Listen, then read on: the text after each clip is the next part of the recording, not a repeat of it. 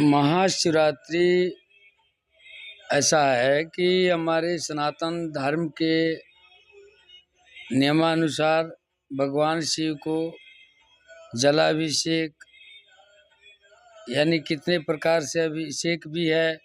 दूध से, जल से, गंगा जल से, शहद से, दही से, घी से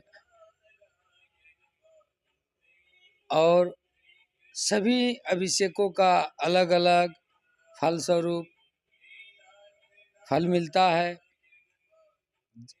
ये जीवन ऐसा है कि इतिहास ही कहता है कि भगवान शिव ये लिंग के रूप में और माता जिलहरी जो भग कहा जाता है उसके रूप में ये महाशिवरात्रि चतुर्दशी के तिथि में ही ये पहला स्वरूप प्रकट हुआ था, जो भगवान शिव का रूप माना जाता है शिवलिंग, और पार्वती का रूप माना जाता है जिलहरी, जो दोनों एक साथ शिवलिंग स्थापित किया जाता है और जिसके ऊपर जलाभिषेक करके और भगवान शिव को प्रसन्न किया जाता है, महादेव को। यह परंपरा आदि से चली आ रही है और आदि तक चली जाएगी, चलती रहेगी, क्योंकि ये सत्य है, सत्य ही सनातन है। सत्यम शिवम सुंदरम, सत्य ही शिव है, शिव ही सुंदर है। जो भी है ये सत्य है कि ये परंपरा अब हमारे धर्म में भक्त अपने जीवन में ये तिथियां इसलिए मनाते हैं कि भगवान की आज की ये पूर्ण और महत्व तिथि है।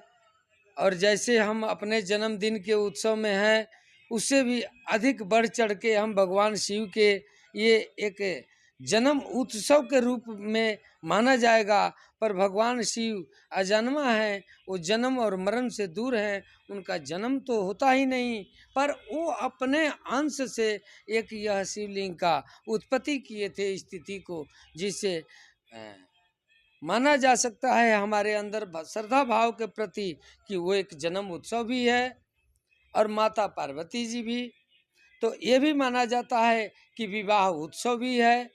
यानी अनेक प्रकार की उत्सव जुड़ रही है एक हमारे महादेव जी के साथ, और वही उत्सव के साथ हम अनेकों प्रकार से रंग बिरंग में अनेकों तरह के अपना स्थानों पर, शहर में, नगर में, पूरे देश में मनाते हैं, मंदिरों में।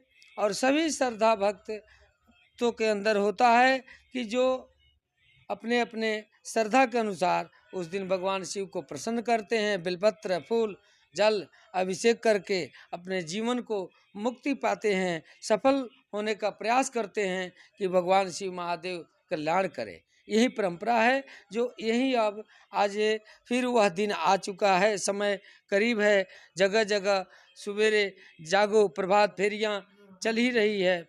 हाँ, सब में जागृतियाँ पहले से आता है महादेव के लिए, जो शहर में आज 10 दिन से ही उत्सव मनती चली जा रही है। छोटी से शुरू हुई है और बड़ी तक चली जाएगी, ये यहाँ का इतिहास है। वहीं इस मंदिर में भी मनाया जा रहा है, जहाँ बैल वाले बाबा जी समाधि स्थल, सिद्ध समाधि स्थल है। यहाँ से भी सभी भक्तों की मनोकामनाएं सिद्ध पूर्ण होती है, तो यहाँ भी मनाया जाता है।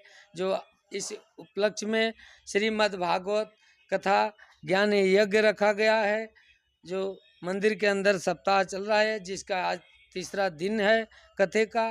कथा के अनुसार आज शिव पार्वती का विवाह भी है, और ये 8 तारीख को महाशिवरात्रि का त्यौहार है, और 9 तारीख को भागवत का समापन, हवन, आरती, फिर सभी भक्तों के लिए भोग भंडारा भगवान को प्रसाद देकर फिर सभी के लिए दिया जाएगा। जो महाशिवरात्रि को व्रत हैं उनके लिए विशेष रूप से ये रखा जाता है शिवरात्रि के दूसरे दिन भंडारा।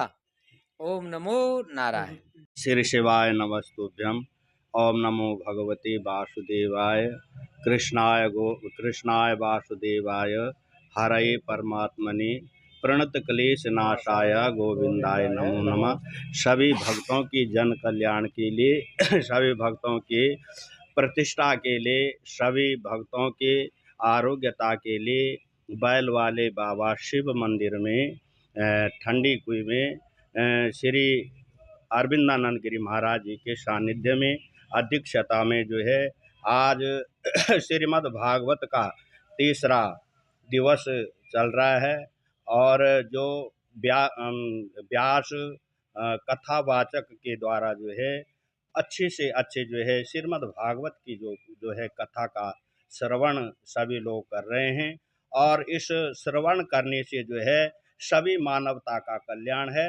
और यह जो है हर मंदिरों में, हर मठ स्थानों में जो है ऐसा जो है धार्मिक कार्य चलता रहे, ताकि हमारा सत्य सनातन जो है आगे बढ़ता रहे और हमारे सत्य सनातन का जो है हमेशा प्रचार होता रहे।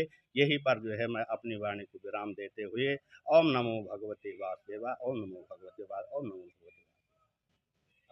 कल ये जानकर बड़ी खुशी हुई कि NIS चौक ठंडी कुई अरविंदा गिरी महाराज जी की अध्यक्षता में शिवरात्रि के उपलक्ष्य में श्री मद्भगवत गीता ज्ञान का जो योजन चल रहा है, मैं अपने जितनी भी मेरी उम्र हो गई है, लगभग 67 साल मैं पूरे कर चुका हूँ। पटियाला में मैं 79 से रहा हूँ। मैंने पहली बार ये देखा है भी शिवरात्रि के उपलक्ष्य में महाशिवरात्रि के उपलक्ष्य में भागवत गीता की हो रही है। मैं ये चाहता हूँ कि परमात्मा बहुत अच्छा करे भी सभी का जन कल्याण हो।